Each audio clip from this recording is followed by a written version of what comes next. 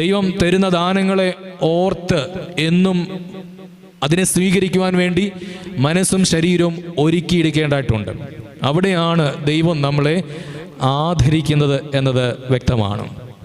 അതുകൊണ്ട് അല്പസമയം ഈ ആദരവ് എന്ന് പറയുന്ന വാക്കിനെ പറ്റി പുസ്തകത്തിലെ ചില ആശയങ്ങളൊന്ന് പങ്കുവെക്കാനാണ് ആഗ്രഹിക്കുന്നത്.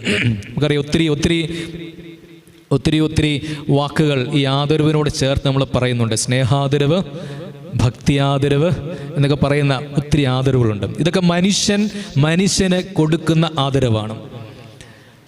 ഒരു മനുഷ്യൻ മറ്റൊരു മനുഷ്യന് കൊടുക്കുന്ന ആദരവും പ്രശംസയുമാണ് ഇങ്ങനെയുള്ള വാക്കുകൾ ഉദ്ദേശിക്കുന്നത്. എന്നാൽ നമ്മൾ സൃഷ്ടിച്ച സ്വർഗത്തിലെ ദൈവം ഈ ഭൂമിയിലെ ഊഴിയായ ഒരു മനുഷ്യനെ ആദരിക്കുക എന്ന് പറഞ്ഞാൽ, പ്രശംസിക്കുക എന്ന് പറഞ്ഞാൽ അതിൽ കൂടുതൽ ഭാഗ്യം എന്താണ് നമുക്കുള്ളത്?